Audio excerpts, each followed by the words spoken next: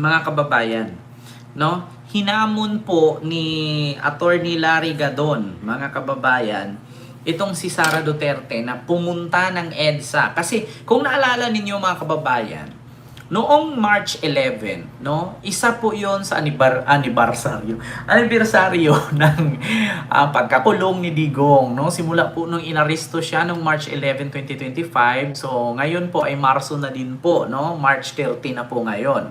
So nakaraang araw is yesterday or last day is March 11. Doon po ay pang isang taon po yun na anibersaryo ng pagkakulong ni Digong. So sabi ni Sara, hindi daw huhupa ang galit, no, ng mga Pilipino kung hindi pauwiin si Digong sa Pilipinas, tsaka na lang daw huhupa ang galit, no. So marami daw ang taong bayan or Pilipino ang galit na isang taon na daw si Digong, hindi pa rin pinapauwi, mga kababayan. So ngayon, si Attorney Larry Gadon, no, ay nabuisit. Nabuisit kay Sara. Nabuisit kay Sara, mga kababayan, si Attorney Larry Gadon. Sabi ni Attorney Larry Gadon, ayan na naman, nag-hallucinate na naman ang gaga. Nag-imagine na naman, daig pa niya ang naglulo. Imagination na naman. Ang sabi ni Attorney Larry Gadon, pumunta ka ng EDSA. Sara, tawagin mo yung mga Pilipinong galit dahil hindi nakauwi si Digong at isang taon na silang nanggagalaiti dahil hindi pinauwi ang tatay mo. Pumunta ka ng EDSA, magtawag ka. Pagtawagin mo yan, mga Pilipino na yan, Sara. Puntahan mo doon sa EDSA, tawagin mo sila. Sabihin mo, hoy, pumunta kayo dito sa akin. Sa mga galit na hindi nakauwi ang tatay ko, mga dipuga, lintian, animal, pistingyawa. Pumunta kayo dito. Ito po, mga kababayan, huwag po kayong tumawa. Kasi natatawa ako dito kay Attorney Larry Gadon. ito, mga kababayan. So, lakasan natin, ha? Ang hallucination. Umandar na naman ang hallucination nitong si VP Sara. Umandar na naman ang hallucination. Ano yan, Attorney Larry Gadon? Nagalulo lang. At sinasabi niya, isang taon ng galit ang mga Pilipino sa pagkidnap daw at pagkakakulong ng kanyang ama. Asan? Asan ang galit? Ha? Magtawag ka, hinahamon kita ngayon na... Asaan? Asaan ang galit? Magtawag ka. Hinahamon kita. Diyos ko, mga kababayan. Si Attorney Larry Gadon, alam mo, ang ikakamatay nito, kay Sara, dahil kay Sara, si Attorney Larry Gadon mamamatay sa high blood. VP Sara, magtawag ka ngayon ng rally niyan sa EDSA. Tawagin mo ang lahat ng mga galit na Pilipino. Tingnan natin kung merong pangkakampi sa'yo. Pumunta ka doon ng EDSA, Sara. Pumunta ka ng EDSA. Magtawag ka ng mga galit. Tapos silabanin ninyo dapat na bawat makikita ninyo. Sirain ninyo yung dapat ninyong makita dyan sa EDSA. Silabanin ninyo, sirain ninyo. O sige na, magtawag ka ngayon para malaman natin na ang sinasabi mong yan ay isang katang-isip lamang sa'yo. Salamat po, Ma'am Beverly Alberts. Hallucination sa'yo yan. Galit ang mga Pilipino. Ang mga Pilipino ngayon ay abala sa kanilang araw-araw na pamumuhay. Tama. Kaya hindi nila iniintindi yung pagkakulong ng tatay mo. Oo, di ba? Narinig mo, Sara? Paano daw magagalit ang mga Pilipino? Abala sa pagtatrabaho araw-araw para may kikitain, may chicha, may lapang, may kakainin. Wala daw silang pakialam dyan sa pagkakulong ng tatay mo. Ay, nako. O, hindi naman siya inosente. O, di ba? Di ba? Hindi naman talaga inosente si Digong. Diyos ko, kung inosente yan, edi hindi abot ng 1 taon yan makakulong. Edi sana 1 linggo pa lang nakalaya na yan. Di ba? Ma'am Beverly Albert? Magtawag ka ngayon ng rally, hinahamon kita. Napakalakas din ng ilusyon ni VP Sara na magdeklara agad ng Baka naman kasi Attorney Larry Gadon, lumakas yung amats ni Sara, baka hindi pa nawala yung resulta ng pag-inom niya ng ewan ko kung whiskey yun, basta naamoy ko eh. Attorney Larry Gadon, baka hindi pa na himasmasan mula nung nalasing siya kasi naamoy ko parang whiskey yun eh, pero hindi yun whiskey. planong pagtakbo ng 2028 bilang presidente, habang ang lahat ay abala sa pagharap sa hamon ng buhay at sa lahat ng mga tinatahak ng mga problema sa buhay, ay abala naman si Sara sa pagdeklara ng kanyang pagka-presidente sa 2028. At napakataas pa ng kanilang palagay sa kanilang sarili. Diba? Ma'am Marites Mus na hilupot sa si Risa Force, no? Napakataas daw ng palagay ni Sara sa kanyang sarili. Baka naman kasi Attorney Larry Gadon nakahit-hit, kaya high na high. Na number 1 daw siya, na siya ang pinakamalakas na kandidato. Asan? Hindi ka iboboto ng mga Marcos loyalists at mga Ilocano sa buong Pilipinas. Kasi gusto mo ipatapon ang bangkay ni President Ferdinand Marcos Sr. sa West Philippine Sea. Tama. Gusto niyang ipatapon. Sabi nga niya, kutkutin ko yan. Hindi kayo tumigil, itapon ko yan doon yung katawan ng tatay ninyo. Gusto mo ipapatay si BBM, gusto mo ipapatay si Lisa, gusto mo ipapatay si Martin. Tama yan. Totoo yan, di ba? Sino pang bubuto niyan kung yung mga kapwa niya politician ay binabantaan niya? Paano pa yung ordinaryong tao, di ba? Yung putang ina mo! Lisa Marcos, Martin Romualdez, Bongbong Marcos, niya? Naalala mo pa ba?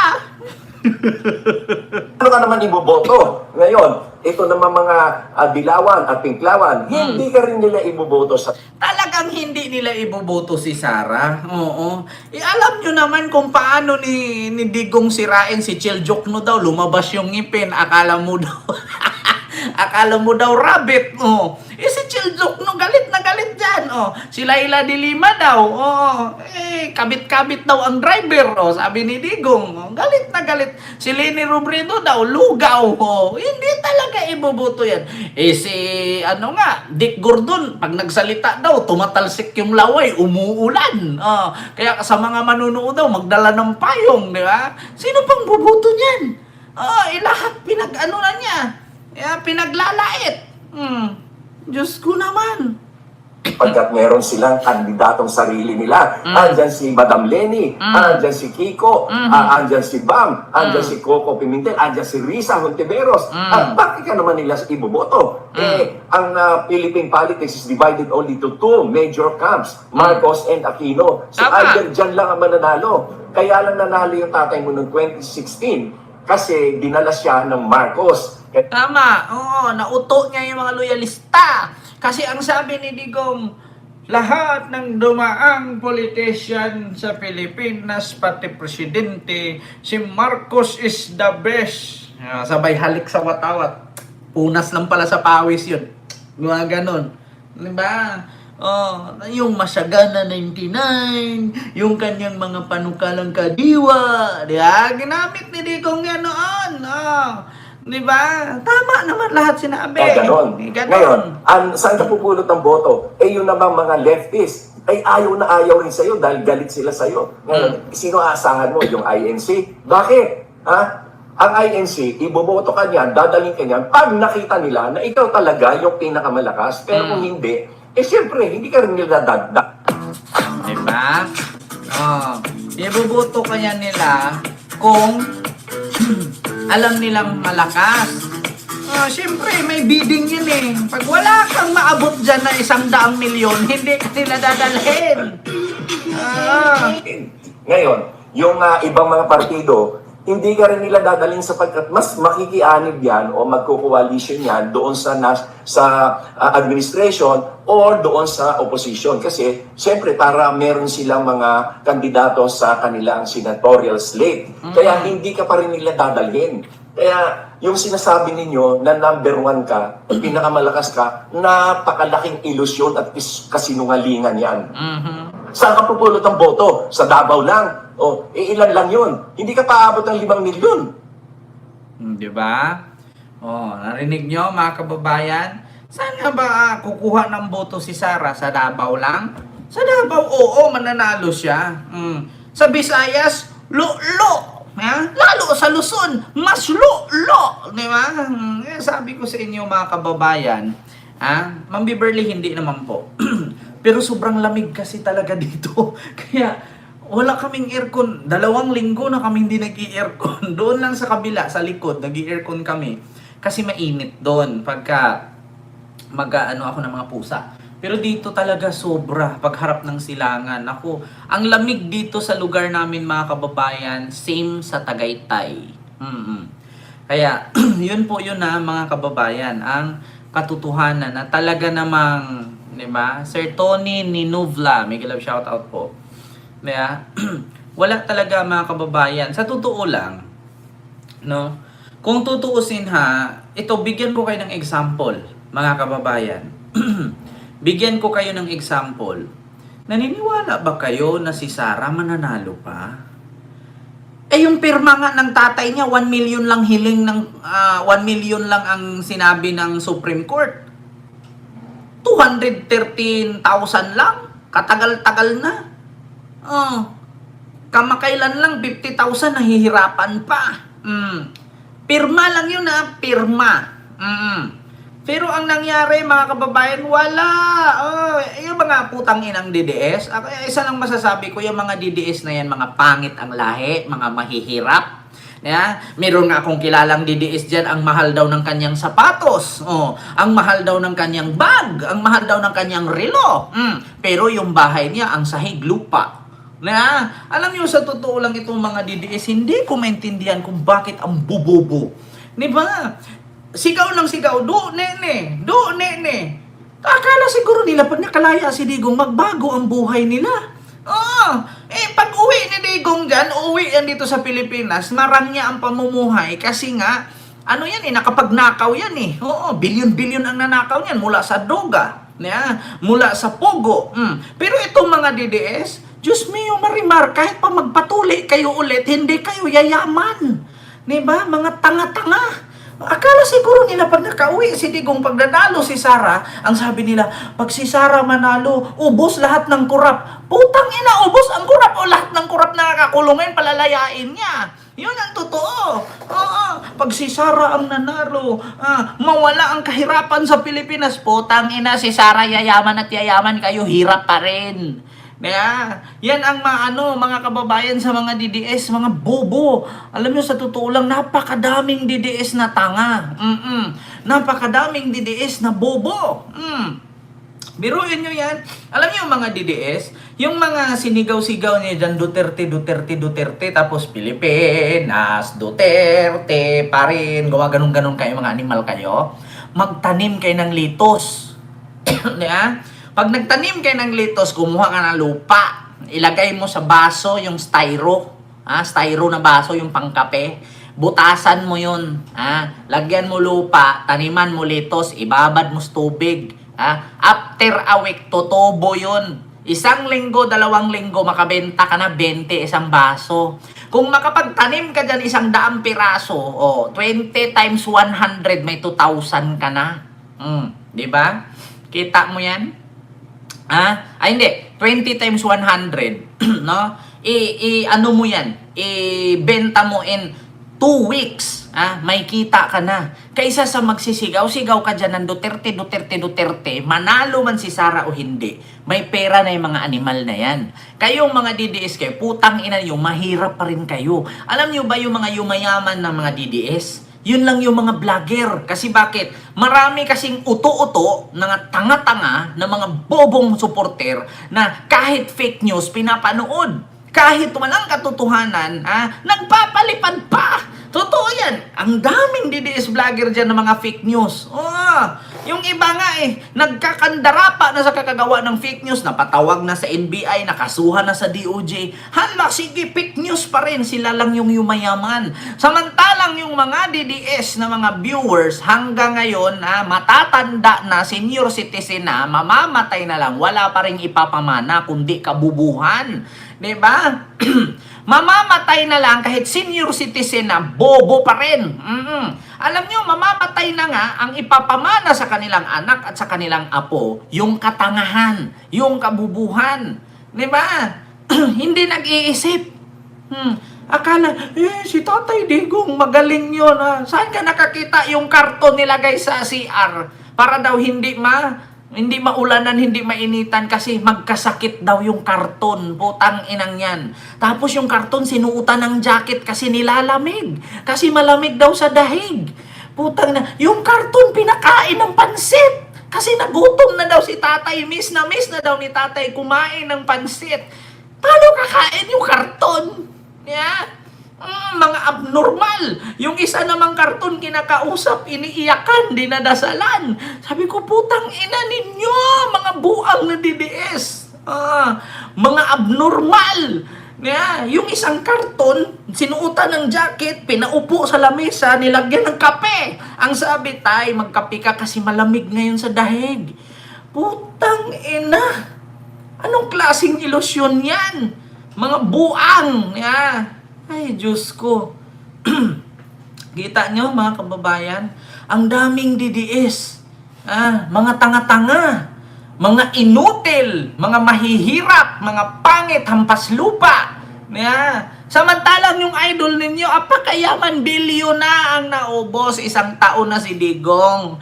Itotal ninyo 150 million times 12.